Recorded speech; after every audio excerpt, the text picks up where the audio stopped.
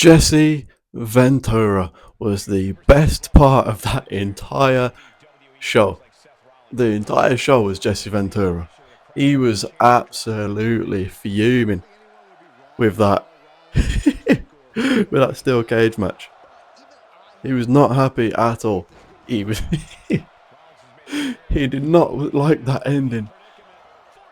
He walked out the door. He kept saying it. It was unbelievable. He's right though. He's right. Surely the entire purpose of a steel cage is to finish, and like this feud is that vicious, and that like these two just can't keep their hands off each other. They need to be put in a cage. And then he just walks out the door. He kept saying it. It was the best part of the entire show, which kind of sums up last night. It really does sum it up. It does. What did we get? What did we get? If I was to say right now, this show was boring, pointless, one big advertisement, 50 ads, not that much wrestling, boring, none of it was exciting. You could apply that to any WWE show in the past how many months? 1 month, 2 months, 3 months, 4, 5, 6, 7, 8, 9, 10. However months back you want to go, you could apply that to any show. Any. It's so redundant and boring, it's a joke. I can't... This gameplay that you're watching right now is better than anything last night. I sat through those two, was it 2 hours? I don't know. Don't care. It didn't feel like 2 hours, it felt like 6 hours. That's how tedious it was, how much of a chore it was to get through that show. As I said, it was one big advertisement. At least 3 ads in each match. It was a joke. It was like, mate, there's a wrestling show in your adverts here, mate. Like, that's how bad it was. It all felt so rushed. Everything about last night just felt like, gotta move on quick, end it, on to the next. The end of the show felt like it should have been about 5 minutes, crammed into 30 seconds. It felt weird. Jesse Ventura, highlight of the night. He walked out the door. And he's right. But let's get into it. What happened? Start the show. You've got the tag team match, CM Punk and Sami Zayn versus Seth and Braun. Do you care? Do you really care? CM Punk is the most over person in the entire company, and you've got him fucking around in a tag team with Sami Zayn. And then, it's just... Do you actually care? Do you care? You've got CM Punk still messing around with Seth Rollins deep into May 2025. We're still doing this. CM Punk should be doing his own fun thing. He's the most over guy in the company. He's probably your biggest full-time name, right? Take Cena, Roman out of it. They're part-time. I would say he's your biggest full-time name. On Raw, you have him come out in the last 30 seconds, and then Saturday night's main event, he's just in a tag team match. Losing again. So, it's just... Bronson Reed comes out at the end, joins their faction. What more do you want from me? What more do you want from me? I like Bronson Reed. I do. I like Bronson Reed. I'm a fan of him.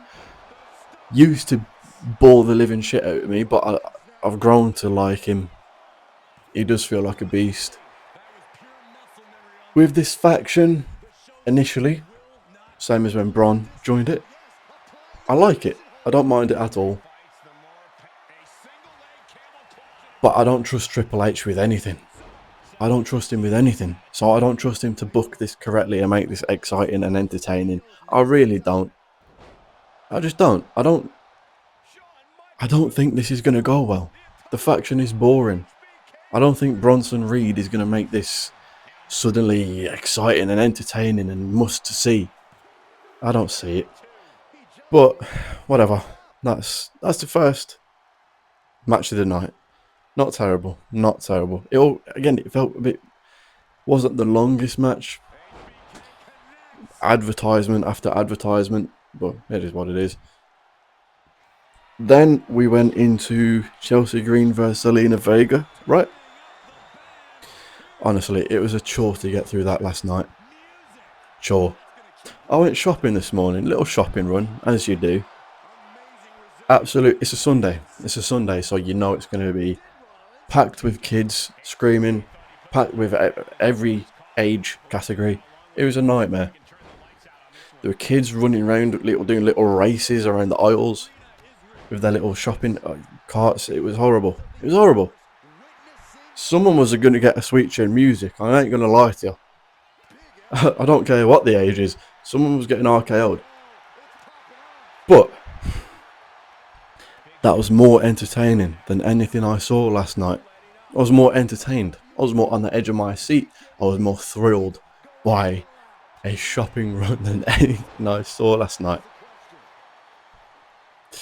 We get Zelina Vega versus Chelsea Green. Zelina wins clean. Moving on. What else? What do you? It's a rematch. It's a rematch. Again, felt rushed.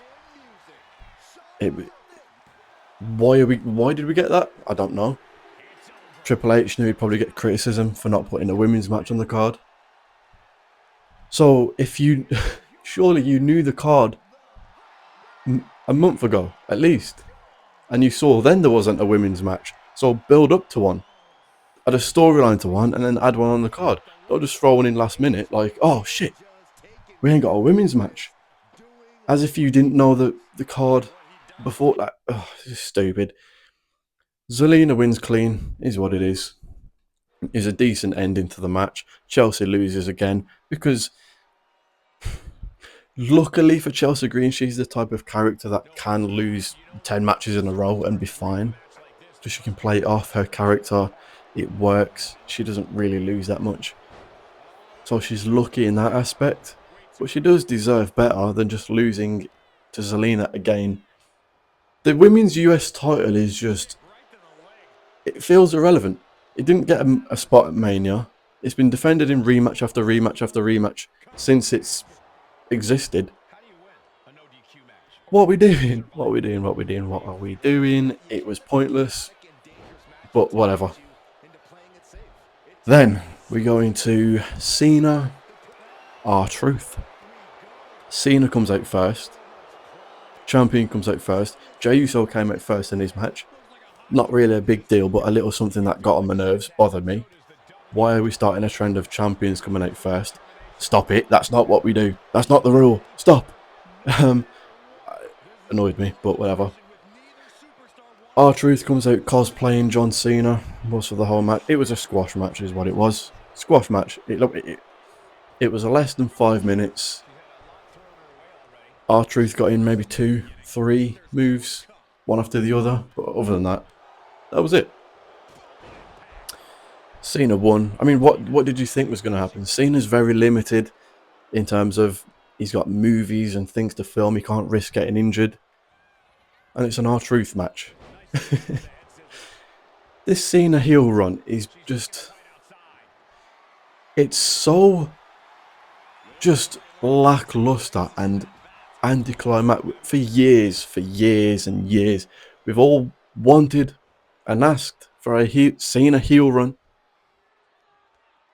I guess it's be careful what you ask for, right? But I'm sure when we all were asking for it, we didn't know it would be this bad.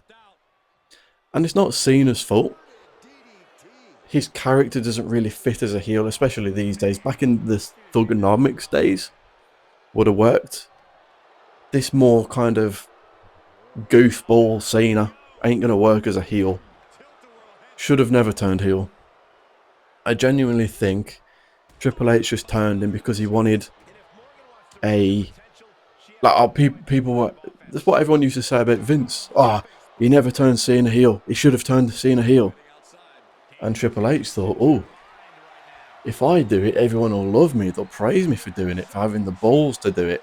But Triple H, Mr. Hunter, Mr. Levesque, Mr. Big Nose, son of a bitch, you have to have a plan with it, though. You can't just turn him heel and then not do much with it. Have him go out there and just cut a promo on the crowd every week. That's about it. That's all you're going to get. Like, that's this heel run. He's having a match with R-Truth. This final year heel run, John Cena as champion.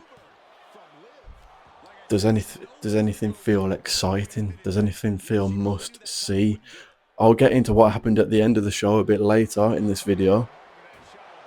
And you know what? I'll save the rest for then, because I have a lot more to say on this. Whatever this heel turn, heel run is, it's awful. Triple H does not know how to book heels. Full stop. We don't have that many heels. And the heels that we do have, who would you say? Gunther. He's that badly booked, I don't even want to think about him because it agitates me.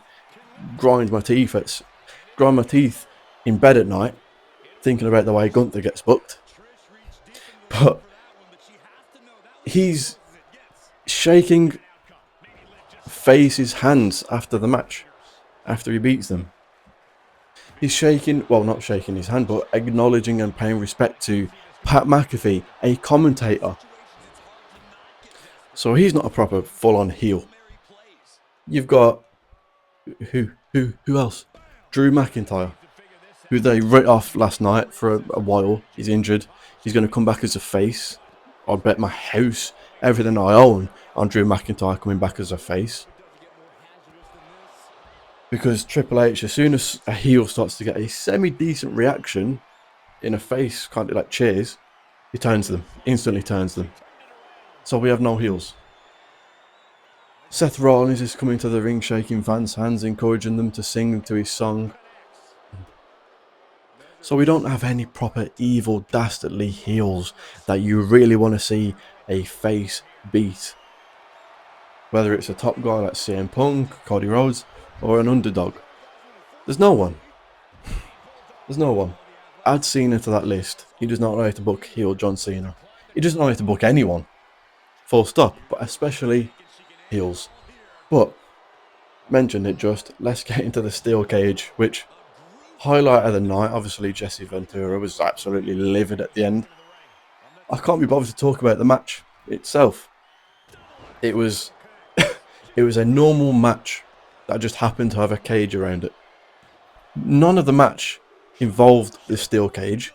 It was just a normal generic match that you'd see on Raw, but it just happened to have a cage around it. They didn't use the cage. The cage felt irrelevant, like it was just there for some reason. Damien wins via concerto, walks out the door, as Jesse Ventura liked to keep saying. I don't mind Damien winning if you're writing Drew off for a while if he's carrying an injury, which is true.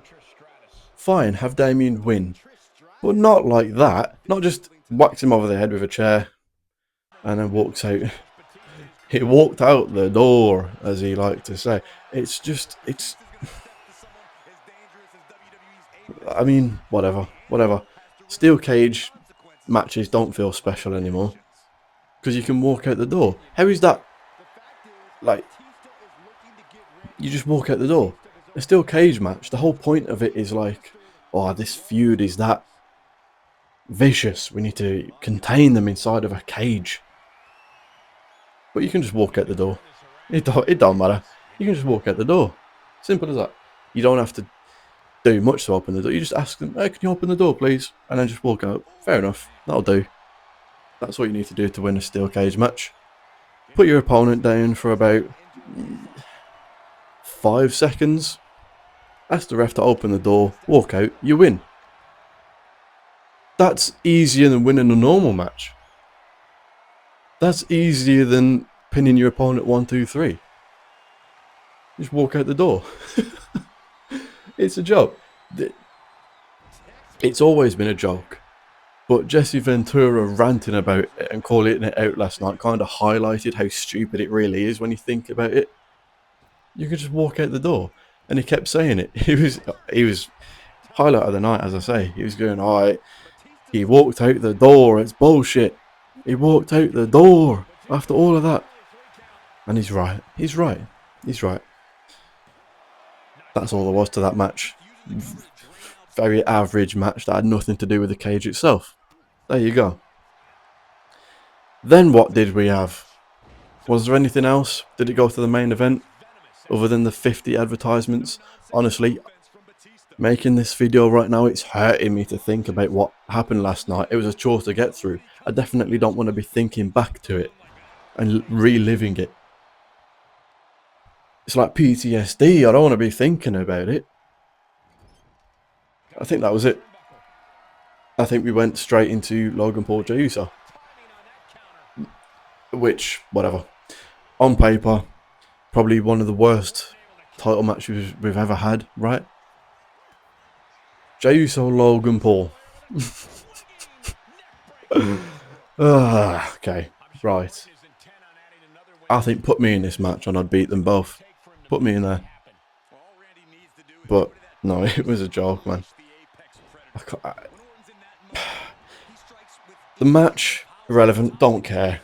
Don't care about a Jey Uso Logan Paul match. I really don't. I really don't. I don't want to talk about, oh, they had a good match and all that, which they didn't. I can't be bothered to talk about that. It was an alright match. It wasn't terrible. It wasn't good. No one is going to watch it back. No one. Firstly, because you don't want to watch advertise. I mean, to be fair, in all fairness, I'm going to be completely honest with you. The advertisements were a nice break from the match. I was actually relieved when that advertisement came on. I could breathe. I could finally look at the screen again and not be repulsed. And then what did we have? So Cena comes out to help Logan Paul, which doesn't really make sense when you think about it. Why is John Cena realistically in storyline helping Logan Paul beat Jey Uso? Doesn't make sense. Doesn't. But whatever. Then Cody Rhodes returns. And then Cody says, oh, me and Jay versus you two, Money in the Bank. Went off the air. That was it. Which sounds like it would fit into about 5 minutes, right? When I say that, it sounds like, oh, that's about 5 minutes maybe. It was about 30 seconds. It was so rushed. It was like bang, bang, bang, bang, bang. No time to take it in. No time to think about what you've just seen. It was just one after the other. And now what? We get a tag match, which is probably going to turn into a 6-man. They really want Travis Scott for Money in the Bank, so you're going to get that. Which means I did a little bit of maths. Before I did this video, I did a little bit of maths. I look back at every John Cena match he's had since this retirement tour. He's had 6, including Money in the Bank. That hasn't happened yet, but it will be 6 at that point. Do you know how many have involved Travis Scott in some way? 3. 50%. When we all imagined a Cena heel turn, that little bit of fantasy booking in our head, did anyone imagine it being this bad? Did anyone imagine it involving Travis Scott in half of it? Did anyone imagine it being this boring and stale and irrelevant? See, Cody returns. It should be a big moment, right? He's been gone for over a month. He lost his title. The reason he came back to the company was to get that title. He loses it in the main event to John Cena, who cheats to beat him. Realistically, you'd be absolutely raging, right? You'd be livid. So he comes back and he's like, me, you, but this time in a tag team match. Okay, That'll show him. That'll really show him how much you want that title back. You want to have him in a tag team match. Okay. Okay. Okay. Okay. Cena's heel turn has been a fail. He should have never turned heel. Never. He should have beat Gunther at WrestleMania Night 1. Would have been a big, like, one last underdog little story for John Cena. He hasn't won a match in how long? Can he beat the Beast Gunther at WrestleMania to win his record-breaking title? Can he do it? And he does it in this big celebration. Instead, we get him cutting promos on the crowd every week. It's boring, it's irrelevant, it's stale. Should have never happened. Should have never got here. Last night was a shit show. It was boring. I can't be asked to talk about it anymore, to be completely honest. I want to shoot myself thinking about it, talking about it. Enjoy the rest of your Sunday.